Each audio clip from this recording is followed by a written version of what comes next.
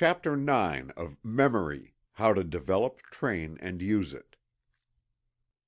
Memory: How to Develop, Train and Use It by William Walker Atkinson. Chapter 9 Training the Eye. Before the memory can be stored with sight impressions, before the mind can recollect or remember such impressions, the eye must be used under the direction of the attention.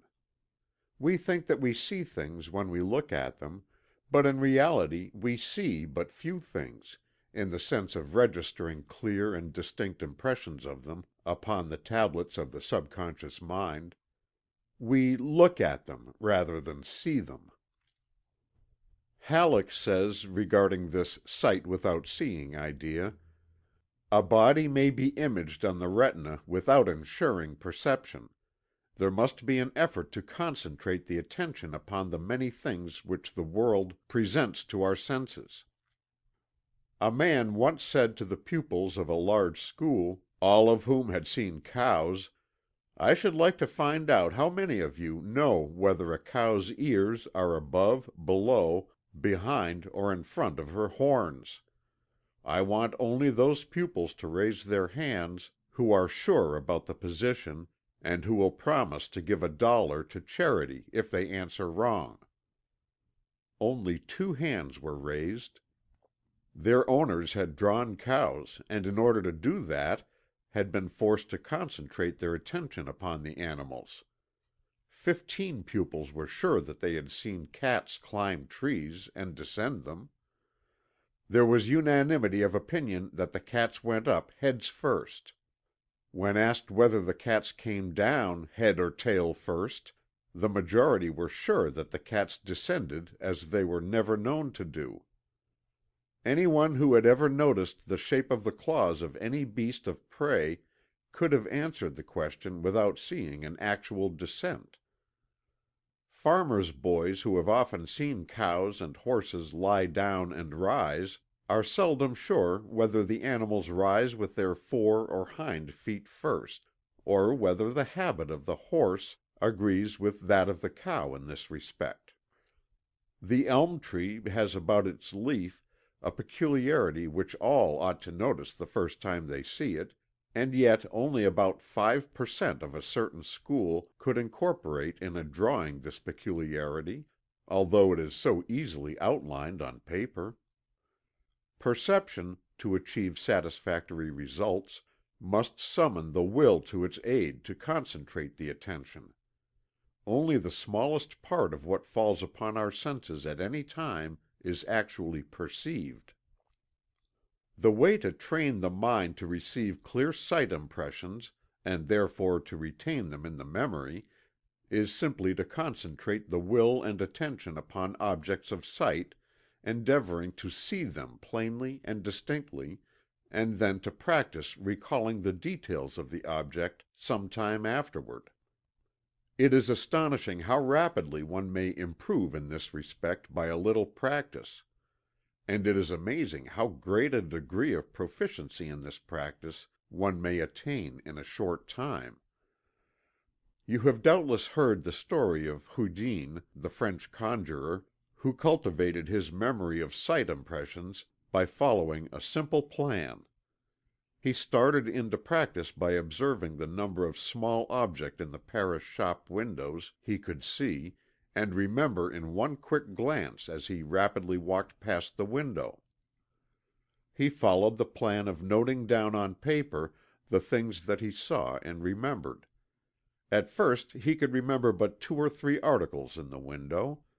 Then he began to see and remember more, and so on, each day adding to his power of perception and memory, until finally he was able to see and remember nearly every small article in a large shop window, after bestowing but one glance upon it.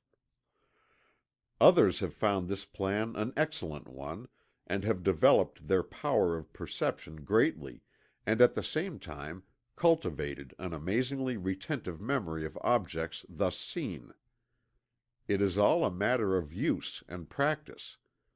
The experiment of Houdin may be varied infinitely, with excellent results. The Hindus train their children along these lines by playing the sight game with them. This game is played by exposing to the sight of the children a number of small objects at which they gaze intently, and which are then withdrawn from their sight. The children then endeavor to excel each other in writing down the names of the objects which they have seen. The number of objects is small to begin with, but is increased each day, until an astonishing number are perceived and remembered.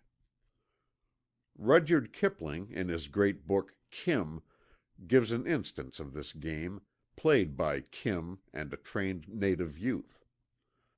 Lurgan Sahib exposes to the sight of the two boys a tray filled with jewels and gems, allowing them to gaze upon it a few moments before it is withdrawn from sight. Then the competition begins as follows: "There are under that paper 5 blue stones, 1 big, 1 smaller, and 3 small," said Kim in all haste. "There are 4 green stones and 1 with a hole in it. There is 1 yellow stone that I can see through, and 1 like a pipe stem. There are 2 red stones and give me time." But Kim had reached the limit of his powers. Then came the turn of the native boy. "Hear my count," cried the native child. "First are 2 flawed sapphires, 1 of 2 ruttees and 1 of 4, as I should judge. The 4 ruttee sapphire is chipped at the edge. There is 1 Turkestan turquoise, plain with green veins, and there are 2 inscribed, one with the name of God in gilt, and the other being cracked across, for it came out of an old ring I cannot read. We have now the 5 blue stones, 4 flamed emeralds there are, but 1 is drilled in 2 places, and 1 is a little carven." "Their weight?" said Lurgan Sahib, impassively. "3, 5, 5 and 4 ruttees, as I judge it. There is 1 piece of old greenish amber, and a cheap cut topaz from Europe. There is 1 ruby of Burma, 1 of 2 ruttees, without a flaw. And there is a balas ruby, flawed, of 2 ruttees. There is a carved ivory from China, representing a rat sucking an egg. And there is last—aha! a ball of crystal as big as a bean set in gold leaf."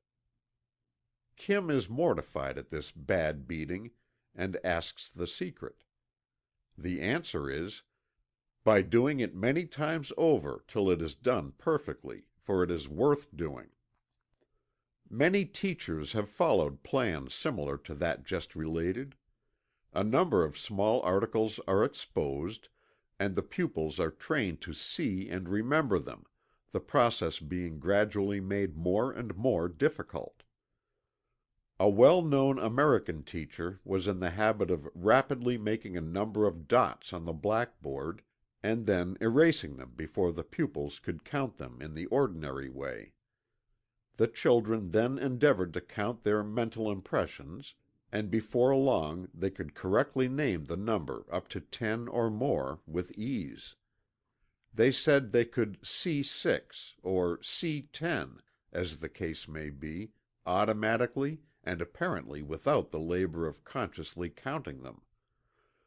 It is related in works dealing with the detection of crime that in the celebrated thieves' schools in Europe the young thieves are trained in a similar way, the old scoundrels acting as teachers, exposing a number of small articles to the young ones, and requiring them to repeat exactly what they had seen.